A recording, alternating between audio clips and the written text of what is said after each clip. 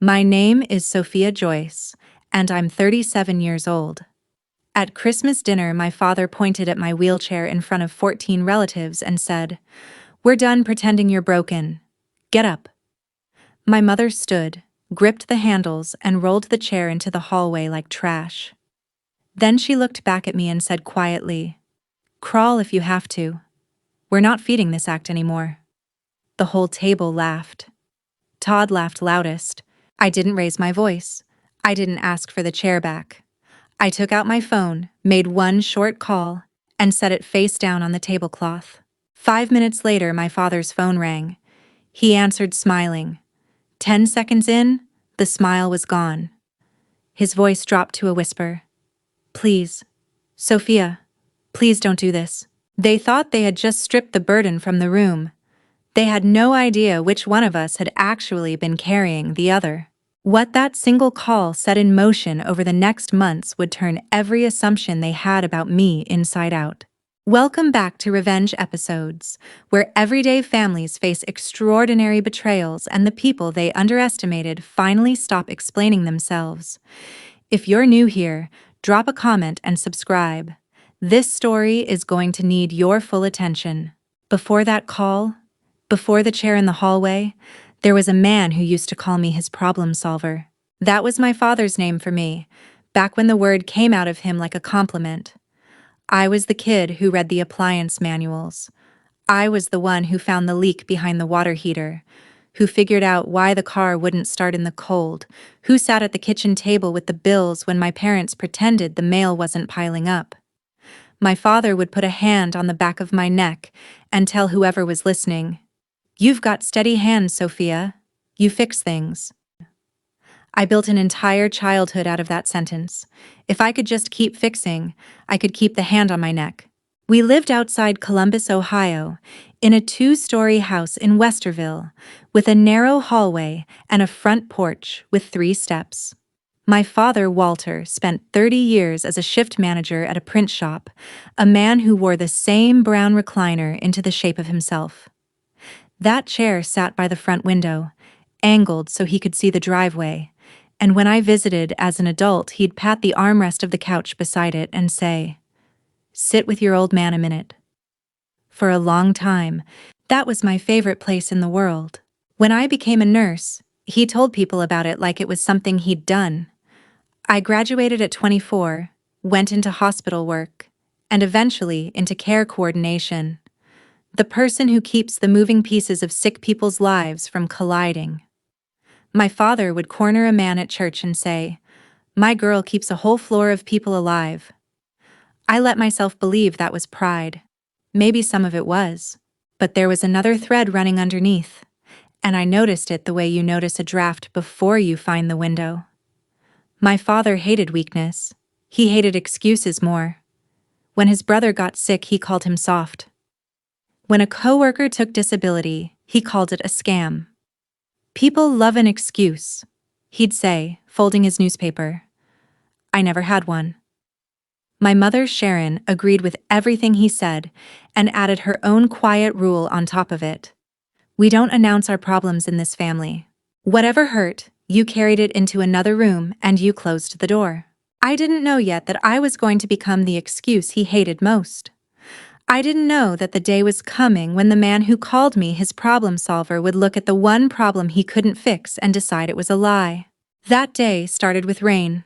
I don't tell this part often, so I'll tell it plainly. It was a wet night in November of 2022. I was 34. I'd gone out that night for family, the way I always did, and on the way back, a truck ran a red light and folded the driver's side of my car around me. I remember the sound more than the pain. The pain came later, and it never fully left. The words the doctors used were incomplete spinal cord injury, T10. I learned what those words meant the slow way, in a rehab gym with fluorescent lights, and a physical therapist named Grace who never once lied to me. She told me the truth on the 3rd week. "You'll transfer. You'll drive again with hand controls. But distance is done," she said. "That's not weakness, Sophia. That's your spine." So this is what the chair means, and I want to say it once so no one has to wonder. I can stand for a moment. I can shift from the chair to a car seat, from the car seat to a couch, if I brace and I'm careful, and I'm willing to pay for it afterward. What I can't do is walk across a room. I can't cross a house. Past a few feet, my legs stop being mine. The wheelchair isn't a prop, and it isn't a story. It's the difference between being stranded and being a person who can leave. My family heard Grace say all of this. They were in the waiting room. They nodded. And then, over the next 2 years, they slowly decided not to believe any of it. I've thought a lot about why. The cleanest answer is that my father needed a strong daughter more than he needed a real one. He was getting sicker himself. His kidneys were failing, the diabetes eating through him quietly. And a household can only hold so much fragility before someone decides the fragile people are the problem. So they rewrote me. The girl in the chair became the girl making a scene. The nurse became the drama queen. And my brother Todd, who had never fixed anything in his life, became the strong one, the reliable one, the son who was always there. The first time I heard my mother tell a cousin that Todd handles all of his father's care, I sat in my car afterward for 20 minutes. I didn't cry. I just looked at my own hands on the wheel and thought about how much of what she'd just described was mine. Because it was mine, all of it. By the start of 2023, my father was on dialysis. 3 mornings a week, Monday, Wednesday, Friday, and someone had to build a life around that machine. That someone was me. I set the schedule. I was the one who confirmed the 6:15 pickup with the medical transport service the night before. Every time. Because a missed ride meant a missed session and a missed session meant a hospital. I was the emergency contact on every form. When the pharmacy had a question, they called me.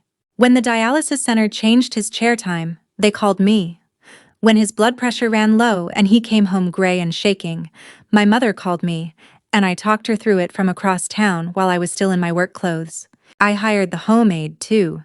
Her name was Denise Coyle, a steady woman in her 50s who came the dialysis mornings to get him up, get him fed, and get him ready before transport arrived.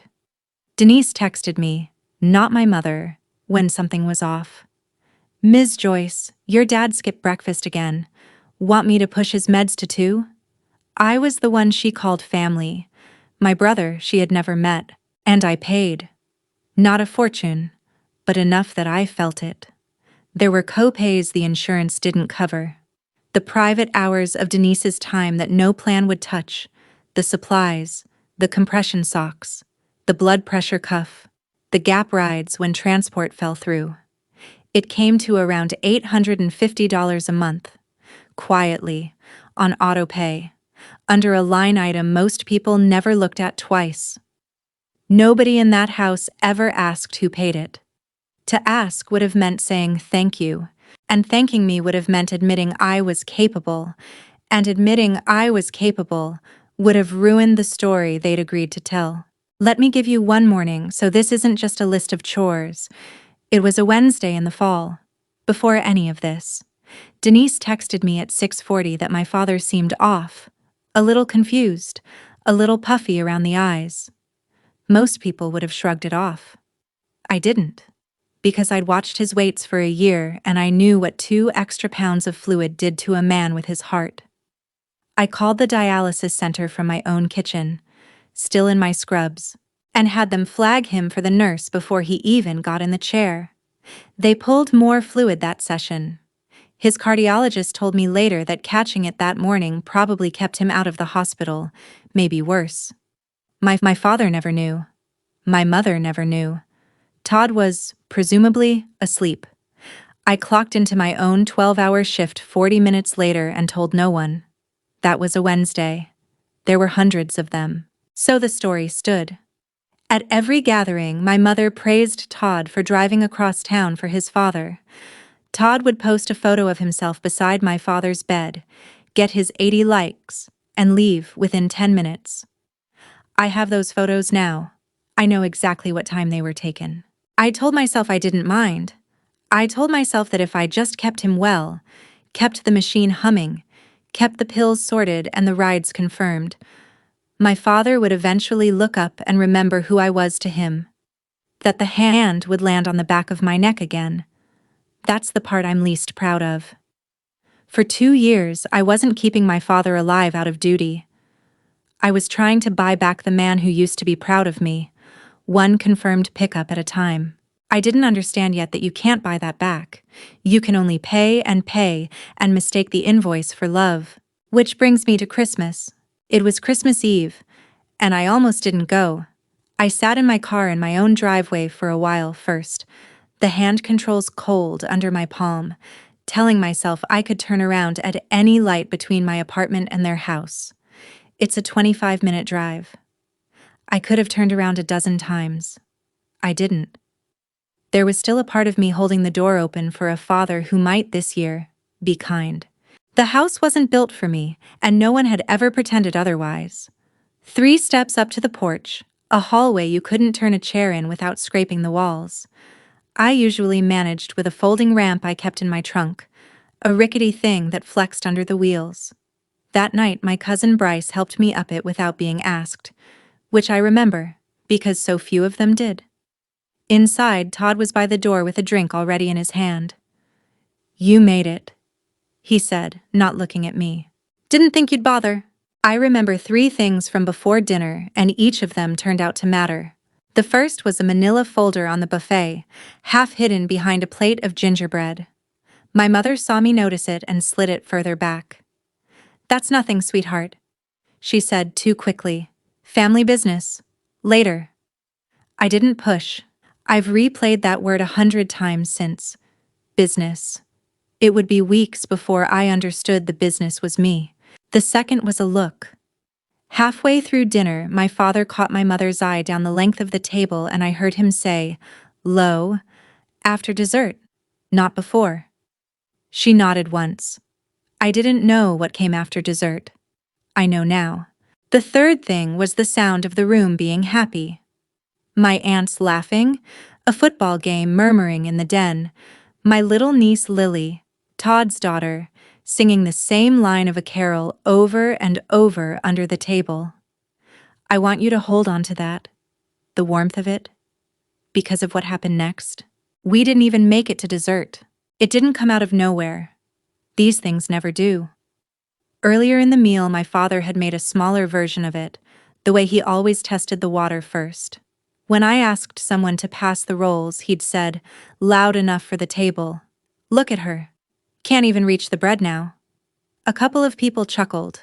My mother smiled into her wine. I let it go, the way I'd let 1,000 of them go, because letting it go was the toll I paid to stay at the table. I think that's what told him he could go further. I had trained them, over the years, to believe there was no line I would actually defend. My father set down his fork, and the table quieted the way a room does when the man at the head of it decides to speak. He looked at me, and then he looked at the wheelchair, and he pointed. "We're done pretending you're broken," he said. "Get up." I thought I'd misheard. I said his name, just once. He didn't stop. 30 years I worked on a bad back, and I never sat in a throne like that expecting the world to feel sorry for me. His voice was climbing now, feeding on the silence. "You come into this house on wheels like it's a costume. Get up out of the chair, Sophia, in front of everybody. Prove me wrong." I have stood in front of a lot of frightened patients and kept my voice flat. I used that voice now. "You know I can't cross the room," I said. "You heard the doctor say it." That was when my mother stood up. She didn't yell. That's the part people never expect.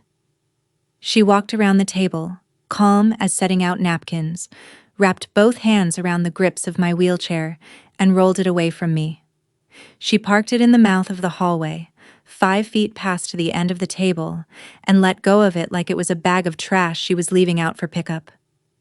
Then she looked back at me, still in the dining chair, my legs already telling me I couldn't get there on my own. "Crawl if you have to," she said. "We're not feeding this act anymore." And the table laughed. Not all of them. My Aunt Maureen looked at her plate. My Uncle Glenn looked at the window, but enough of them laughed to fill the room, and Todd laughed loudest, the way he did everything loudest, and someone raised a glass of wine and said, "Come on, Sophia, it's Christmas, lighten up." And the laughter got a second wind off that. I sat very still. I want to be honest about what was happening in my body, because the calm you saw was real, but it wasn't empty. My hands were flat on the tablecloth to keep them from shaking. My legs, below the injury, felt like someone else's furniture. 5 feet is nothing to most of the people in that room. 5 feet was a border I couldn't cross. If I tried to reach that chair on my own, I would end up on their floor, and I understood, with a clarity that felt almost peaceful, that some of them wanted exactly that. They wanted the picture. The faker, finally exposed, dragging herself across the hardwood. I wasn't going to give it to them. "You're right," I said, and the laughing thinned out because the tone was wrong for a punchline. Nobody should have to prove they're in pain, so I won't. I took my phone out of my cardigan pocket. My father watched me with something like triumph, like he thought I was going to snap a tearful selfie or call someone to come collect the drama. Todd smirked. "Who are you calling?" he said. "An Uber?" I dialed a number I knew by heart. It's a strange thing, the numbers you memorize when you love someone through a machine. The after-hours coordination line for the home care and transport service. I'd called it more times than I'd called most of the people at that table. A tired voice answered. I kept mine level and clinical, the voice I used for handoffs at shift change. "This is Sophia Joyce, primary coordinator and emergency contact for Walter Joyce," I said. "I'm withdrawing as coordinator and as emergency contact, effective now. Please cancel this week's dialysis pickups and Denise's shifts until the family provides a new contact." There was a pause on the line. I answered the question before it was asked. "He still needs his care," I said. "Someone just has to actually arrange it now. It won't be me." I hung up. I set the phone face down on the tablecloth next to my untouched plate, and I folded my hands and I waited. Nobody moved to bring me the chair. That's the detail I keep. My father had just demanded I prove I could walk. My mother had just rolled away the only thing that let me leave, and not one of them stood up to push it back. So we all sat there in the strange new quiet, and we waited, though only I knew what we were waiting for. It took about 5 minutes. My father's phone buzzed against the table. He glanced at the screen, saw a number he half recognized, and answered it with the last of his good mood still on his face. "Hello?" I couldn't hear the words on the other end, but I could watch them land. I watched a dispatcher's voice reach my father and start taking things apart. "What do you mean, canceled?" he said. The smile was still there, but it had gone stiff at the corners. He listened. "No, there's no... she didn't..." He listened again, and this time his eyes came up and found me across the table, and something behind them changed. "She's the what?" He put his hand over the phone. When he spoke, it wasn't to me exactly. It was to the whole table, but he was looking at me. "They said you're the only name they have." The room, which had been so full of laughter a minute ago, went completely silent. My mother's face changed first. She kept the accounts of this family's image, and she was quick. She understood before my father did what it meant that everything ran through the daughter they'd just told to crawl. Her hand went to the back of a chair and stayed there. My father brought the phone back to his ear. I heard him try to sound like a man in charge. "No, we'll figure out the ride. What time is the..." And then the dispatcher must have told him what time, because he looked at the clock on the wall, and I watched the arithmetic finish in his eyes. 6:15, tomorrow morning, Boxing Day. Dialysis doesn't take holidays off, and neither did his kidneys, and there was suddenly no one on file who knew how to get him to the chair that kept his blood clean. His voice dropped. The performance drained out of it. What was left was just a frightened old man in a dining room full of relatives. "Please," he said, into the phone but really to me. "Please. Sophia, please don't do this." Here is the thing about that word. Please. that I need you to understand before we go any further. He was not asking me to stay because I was his daughter. He was not sorry about the chair still sitting 5 feet away in the hallway. He was asking me not to leave the machine running. He was begging the coordinator, not the child. It would be a long time before he begged me for anything else. I looked at him for a moment. Then I looked at my Uncle Glenn, who had not laughed, and who was already half out of his seat. "Would you bring it here, please?" I said. "I'll take it from there." Glenn wheeled the chair back down the hallway without looking anyone in the eye. I transferred into it the way I'd transferred 1,000 times, braced and careful, and paid the small tax of pain it always costs, and nobody at that table said a word. My father was still holding the phone. My mother was still gripping the chair back. The gingerbread was going cold on the buffet, next to a manila folder that would never get opened tonight. I rolled myself to the door. Bryce jumped up to steady the ramp, and I left. The drive home was 25 minutes, and for the first 10 of them, I felt something I hadn't felt in 2 years. Nobody needed me. No one's blood pressure was my responsibility for the length of that drive. The highway light swept across the windshield, and I realized I was breathing all the way down to the bottom of my lungs for the first time since I could remember. The phone started buzzing before I was even out of their neighborhood. I didn't look until I was parked in my own lot, and then I did, because I'm human. My mother had sent a wall of text. The top one read, "How dare you embarrass your father at Christmas?" There were more under it, each angrier than the last, none of them the word sorry. And then, near the bottom, a single message from my father, sent later than the rest, when the house had presumably gone quiet and the reality had set in. It didn't say he was ashamed. It didn't ask if I was okay. It said, "We need to talk about tomorrow." My mother said I had humiliated her husband in front of the family. My father only mentioned tomorrow. Between the two messages, the whole shape of my family sat exposed on a phone screen in a dark parking lot. It had never been about me. It had been about what I did for them. If you've ever been the one everybody leans on and nobody sees, you already know how that parking lot felt. Do me a favor. Leave a comment telling me you'd have made that call too. Now let me tell you what happened when tomorrow actually came. Tomorrow came at 6:15 the next morning, and it did not go well for them. I know how it went because Denise called me. Denise, the aide, who hadn't been paid or confirmed since before Christmas, and who had finally reached the end of working on good faith. Her voicemail was gentle even then. "Sophia, honey, nobody's confirmed my hours or my pay in over a week, and I just got a very confused call from your mother at 6 in the morning. I can't keep coming without someone telling me I'm still hired. Please call me." Then softer, "I hope you're all right. You never once let that man down, you know. Not once." That was the first crack, and after it the whole thing came apart in fast motion. Nobody had booked the transport. My mother apparently spent that Boxing Day morning on the phone with the dispatch line discovering, one humiliating question at a time, that she had no idea how her own husband got to dialysis. She didn't know the account login. She didn't know his chair time. She didn't know which of the 3 numbers on the paperwork was the right one to call, because all 3 of them, it turned out, rang to me. I heard her side of it later, secondhand, from Aunt Maureen. "What do you mean my daughter is the only coordinator on file?" my mother had said, her voice climbing toward panic. "Nobody told me any of this ran through her." Nobody told her. As if it had happened behind her back.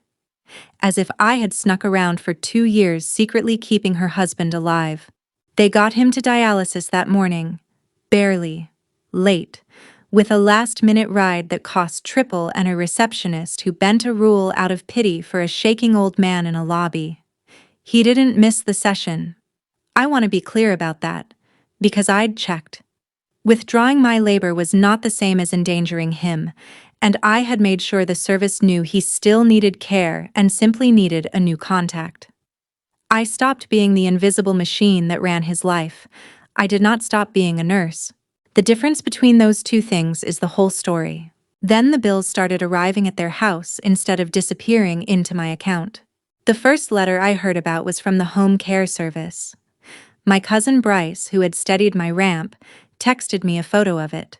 I think as a kind of apology he didn't know how to say out loud. Balance now due, it read. Autopay discontinued the 26th. $850 a month, plus $1,180 outstanding. My parents were looking for the first time at the actual cost of the care they'd told everyone Todd provided for free. They had assumed those charges simply evaporated. I was the place they evaporated into. The dialysis center called the house too, the way they're supposed to when a patient's transport falls apart. And my mother had to admit to a scheduling nurse that she didn't know her own husband's chair time.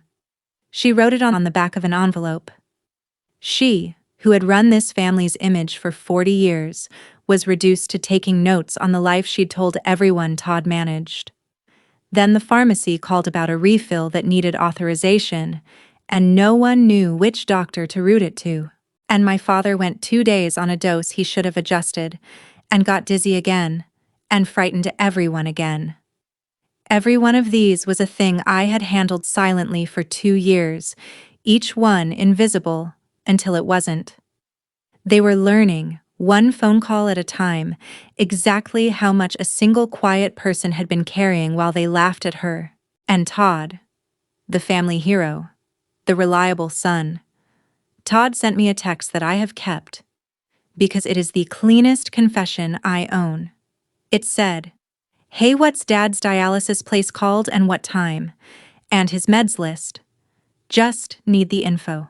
The man they praised for years for caring for his father did not know the name of his father's dialysis center. He did not know a single one of his medications. He needed me to text him the basics of a life he'd been publicly credited with running. I read that message 4 times, standing in my kitchen on the day after Christmas, and I felt something in me go very quiet and very final. I did not send him the list. The last thing that happened that week was the voicemail. My mother, 3 days in, exhausted and frightened and still unable to make the machine of my father's care run without me, left a message she probably regretted the second she hung up. Her voice was raw. "Todd doesn't know how any of this works," she said. "You know that. You've always known that. Why are you punishing us?" I sat down when I heard it. Not because it hurt, though it did. Because of what she'd just admitted. On a recording. In her own voice. For 2 years, this family had built a shrine to my brother's devotion and buried mine. And now, the moment it cost them, my mother said the truth out loud. "Todd doesn't know how any of this works. You've always known that." I saved that voicemail. I want you to remember that I saved it. She had just handed me the one thing my family had spent 2 years pretending didn't exist. The truth didn't stay in the house for long. It rarely does, in a family that big. It was Aunt Maureen who cracked it open, and she didn't even mean to. In the family group chat, where my mother had been quietly casting me as the daughter who abandoned her sick father at Christmas, Maureen asked an honest question. "Wait," she typed.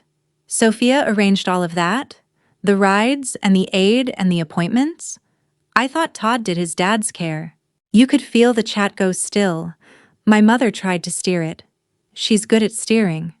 But she'd made the mistake of complaining days earlier about how hard it was to figure out Sophia's system. Now the word system was sitting there, and everyone could see there had been a system, and everyone could see whose name was on it. Then Denise, who was owed money and owed nothing else to anyone, answered Maureen directly, because Maureen had reached out to her. "I worked with your family for 14 months, Denise wrote. "I met Sophia every single week. I planned his mornings with her. I have never once met Todd. 14 months. Never once met Todd." Those 2 sentences did more damage than anything I could have said myself, because they came from a stranger with no reason to lie. That's how evidence works, by the way, and I say this as someone who spends her life reading charts. One document makes a doubt. It takes a stack to make a truth. Denise's 14 months was the second rung. The billing letter, the $850 a month, was the third. And then I climbed the rest of the ladder myself, quietly, the way I do everything. I went back through Todd's photos, all those pictures of the devoted son at his father's bedside, time-stamped and public. I lined them up against my own visit log. I keep one, a nurse's habit, every date and time I was in that house. And the photos told on him. The famous shot everyone loved, Todd holding my father's hand, was posted at 3:10 in the afternoon on a day my own log showed me arriving at 2 and leaving at 4:30. He'd walked into a visit I was already running, taken his photo, and left inside 10 minutes. He had a picture. I had 2 years and every receipt. I didn't post any of it. I want to be clear about that. I didn't dump it into the group chat or humiliate anyone from behind a screen. That's not the kind of ending I wanted. And it's not the kind that lasts. I just gathered it, and I waited, and I let the family's own questions do what my anger never could. People assume that gathering the truth feels good. It doesn't. Not while you're doing it. It feels like grief with a spreadsheet. Every timestamp I lined up was one more confirmation that the family I'd been trying to earn my way back into had been lying about me on purpose, for years, to anyone who would listen. I'd sit at my kitchen table at night with the visit log open and the photos open, and I'd feel the old ache try to talk me out of it. Maybe it's a misunderstanding. Maybe they didn't mean it. Maybe if you just explain one more time. That voice had run my whole life. I finally stopped answering it. I wasn't building a case to change their minds. I'd given up on their minds. I was building it so that the next time someone in that family opened their mouth to call me a liar, the truth would already be standing in the room. The last piece I found I wasn't looking for. It was an old voicemail from my father, from the spring before, 8 months back, one I'd never deleted. He'd left it on a bad night, a night his numbers had scared him, when the performance slipped and the truth got out. His voice on it is small. "I don't know what I'd do without you, kid," he says on that recording. And then, quieter, almost ashamed. "Just, don't tell your brother I said that. Don't tell your brother." In private, on a night he was frightened, I was the person my father couldn't do without. In public, at a table full of relatives, I was a faker in a costume. Both of those men were him. I had spent 2 years loving the one on the voicemail and being punished by the one at the table, and I'd never let myself put the two recordings side by side until now. When the screenshots of Denise's message started moving through the family, the mood turned. Bryce apologized first, to me, privately. "I laughed at Christmas," he wrote. "I didn't know. I'm sorry." The first person who'd laughed became the first person to say sorry. I read it, and I noticed something strange in myself. I didn't need it anymore. The apology was kind, and it landed on a wound that had already started to close on its own. For a few days, my parents thought they'd fixed it. This is the part I'd warn you about if you were living it. There's always a moment where the people who hurt you convince themselves the crisis is over, and it is the most dangerous moment of all, because it's when they stop pretending to be sorry. Todd hired a driver. Some guy he found who'd take my father to his Monday and Wednesday sessions for cash, and Todd announced it in the group chat like he'd cured something. "All handled," he wrote. "We don't need anyone's guilt trips. Merry New Year." My mother relaxed. She told an aunt that they'd sorted out Sophia's little tantrum, and that the family would be just fine without me making everything so dramatic. But a driver is not a coordinator, and that's the thing none of them understood. A driver moves a body. A coordinator keeps that body alive between the sessions. I was the one who watched his wait for fluid overload, who caught it when his numbers drifted and called the doctor before it became an ER visit, who knew that his afternoon dose changed on dialysis days, who noticed when something small was about to become something fatal. Todd's driver could get a man to a building. He could not do any of the rest of it, because the rest of it lived in my head, and my phone, and nowhere else. The patch held for exactly 2 sessions. On the 2nd of January, a Friday, the driver didn't show. Some mix-up. Unpaid. Unreliable. The way these things always go when they're arranged in a panic by people who don't know what they're doing. My father missed his morning transport. By that afternoon, he was retaining fluid, short of breath, gray in his brown recliner by the window, and my mother was frightened enough to do the one thing she'd sworn she wouldn't. She called me, not to yell, not to accuse. Her voice was shaking so hard I almost didn't recognize it. "He's not doing well, Sophia," she said. "I don't know who to call. I don't know what he takes.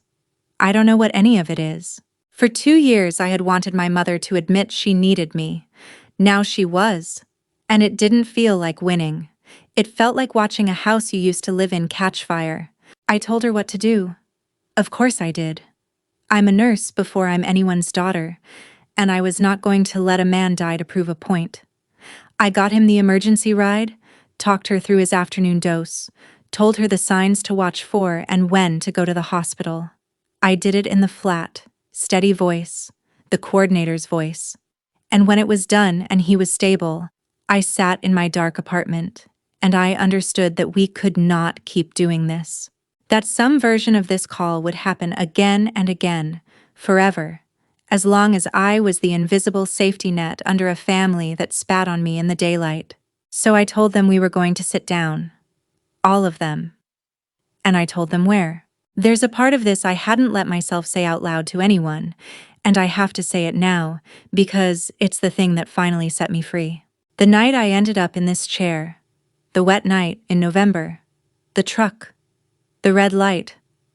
I wasn't out for some errand of my own. I'd told you I went out that night for family. The family I went out for was him. My father. His kidneys had scared him that night, months before he was on regular dialysis, and he'd called me at 11 o'clock, dizzy and frightened, and I did what I always did. I went. I drove him to the emergency room and I sat with him until they said he was stable. And on the way back, near midnight, in the rain, the truck ran the light on my side of the car. I am in this wheelchair because I answered when my father called. He knows that. He has always known that. And once I let myself understand it, the rest of him made a terrible kind of sense. Every time he looked at my chair, he didn't see my injury. He saw his phone call. He saw the 11 o'clock, the rain, the fact that I'd come for him and it had cost me my legs. If the chair was fake, then he hadn't put me in it. If I was faking, then he was innocent. That was the arithmetic my father had been doing for 3 years, in the dark, where no one could see it. His cruelty was never really about me. It was about the one thing he couldn't look at directly. I remembered, once I let myself, all the little tells I'd trained myself to ignore, how he could never quite look at the wheels of the chair, only at my face, hard, like he was daring me to admit something. How he'd flinch when the rain came down heavy against the windows. How, every November, around the anniversary of the crash, he'd get meaner for a week, and no one could say why. I had read those as rejection. They were guilt, wearing the only face my father had ever been willing to show, contempt. He didn't know how to be sorry. He only knew how to be angry at whoever made him feel it. And I had spent those same 3 years trying to nurse my way back into his good opinion, keeping him alive, confirming his rides, paying his bills. Because some part of me still thought that if I was good enough, useful enough, indispensable enough, he'd finally lift the hand back onto the back of my neck and call me his problem solver again. I wasn't keeping him alive out of love, not purely. I was trying to buy back a father. And you cannot buy back a man who needs you to be a liar so he can sleep at night. Understanding that didn't make me angry. It made me calm in a way I hadn't been in years, because it meant there was nothing left to earn. There was no version of me good enough to fix what was wrong, and that meant I could finally stop trying. We gathered on the 3rd of January at my parents' house, the same dining room, some of the same relatives who'd laughed, about 12 of us. I came in through the front door this time. Up the ramp, Bryce set out without being asked, and nobody rolled anything away from me. My father was in his recliner by the window. My mother stood near him. Todd was there with his wife Kayla, looking like a man who'd been told there was a meeting but not told what it was about. "You wanted to talk about who takes care of Dad," I said. "Let's talk about all of it." I didn't shout. I didn't make a speech. I did what I do best, which is present the record, one piece at a time, and let each piece close a door. I started with the visit log. 2 years of dates, my handwriting, cross-referenced against Todd's public photos. Todd tried to laugh it off. "So I don't take a lot of pictures, big deal." And I laid the timestamps next to the log, and the laugh died in his throat. My mother tried to take the wheel, the way she always had. "This is ridiculous," she said, standing, reaching for the old authority in her voice. "You're going to sit in my dining room and put your brother on trial over photographs?" She turned to the relatives, appealing to the room she'd run for 4 decades. "Sophia has always needed to be the center of things. Ever since the accident, everything has to be about her." "The accident," I said, and something in the way I said it stopped her. "We'll get to the accident, Mom. Sit down." She didn't sit down, but she didn't finish the sentence either, and I watched the room notice that. For 40 years, my mother's voice had been the last word at this table. It wasn't anymore, and everyone could feel the floor shift under it. She was still standing when Aunt Maureen spoke. Aunt Maureen looked at him from across the room, and she asked the question I never had to. "Name one of his medications, Todd," she said quietly. "Just one." The silence that followed was the loudest thing in the room. Todd opened his mouth. Nothing came out. He looked at my mother, and my mother looked at the floor, and everyone in that room understood all at once that the son they'd praised for years could not name a single pill his father swallowed to stay alive. Then I set my phone on the dining table, face up this time, and I played the voicemail. My mother's own voice filled the room. "Todd doesn't know how any of this works. You know that. You've always known that." I let it play to the end. I didn't add anything to it. When it stopped, I looked at her. "You said that, Mom," I said. "Everyone just heard it." She'd said it to accuse me. Now it accused her.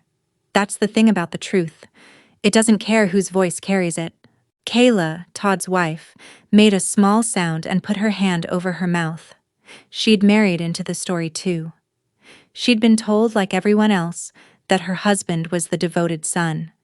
And now she was watching him stand in a room where his own mother's recorded voice had just said he didn't know how any of it worked. She looked at Todd. Todd wouldn't look at her. My mother sat down at last. Not because she'd surrendered. My mother doesn't surrender. But because there was nothing left to stand on. The relatives were quiet in the particular way of people rearranging everything they thought they knew. Aunt Maureen had a hand pressed flat to the table. Uncle Glenn was watching my father. Someone by the window had started very quietly to cry, and it wasn't me. I'd imagined this moment for 2 years. I'd imagined it would feel like winning. It didn't feel like winning.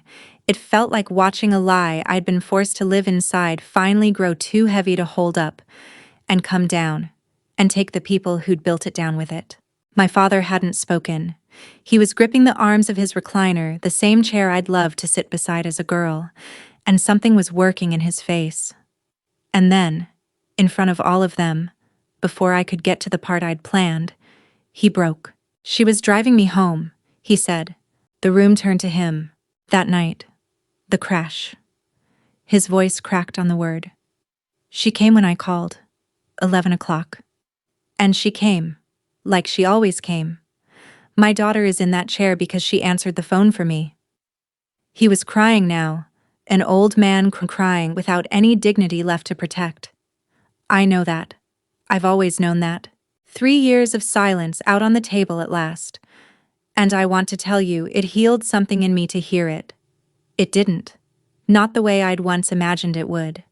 It just confirmed what I already knew. His confession was for him, not for me. It was the sound of a man finally setting down a weight he should never have made me carry in the first place. My mother reached for his hand, and for once he didn't take hers. He was still looking at me, and I understood something about her too, in that moment. She had known about the phone call, the 11 o'clock, the rain, all of it. She had helped build the story that I was faking precisely because the truth was unbearable to her as well, that their daughter's legs were the price of a night they had asked her to come. It didn't excuse her. Nothing excused the hallway, or the word crawl, or the laughing. But it explained the shape of it. Cruelty this specific is almost never really about the person it lands on. I let the room settle. Then I said the thing I'd come to say. "You told me to get up," I said, to my father. "You told me to crawl," I said, to my mother. "You called this chair a throne." I put my hands flat on the armrests. "You're the reason I sit in it. And I am done proving my pain to people who already know exactly how real it is." Nobody laughed this time. This time the silence belonged to them. My father reached toward me. "Sophia, please, don't leave. We'll fix it. There it was again. "Please don't leave." The same 2 words from Christmas. And I finally understood the full shape of them. On Christmas, they'd meant "don't leave the machine running." Now they meant something closer to "don't leave me alone with what I've done." Neither one of them meant "stay, because I love you." And I had spent my whole life waiting to hear the version that did. "He'll be cared for," I said. "I'll make sure of that. Professionally. By people you actually have to pay." I looked around the room, at the ones who'd laughed and the ones who hadn't. "Just not by someone you're allowed to humiliate. That part is over." And then I turned my chair, on my own, and I rolled out through the front door I'd come in through, down the ramp, into a cold, clear January afternoon, and I drove myself home with my own hands. Here's what happened after, because the story doesn't end at the door. It never does. I set up the professional care. I found a real agency, licensed coordinators, aides who show up because it's their job, transport that's scheduled and confirmed by someone whose only relationship to my father is a contract. It costs about $2,000 a month, which is roughly what my labor and my quiet payments had been worth all along, except now it appears on a bill my parents pay themselves. The new paperwork lists them as the payer and the agency as the coordinator. Where the emergency contact used to say my name, it now says someone else's. I looked at that form for a long time. My name, gone from the top of it. I actually had to sit down. It was that light. My father is cared for. He is safe.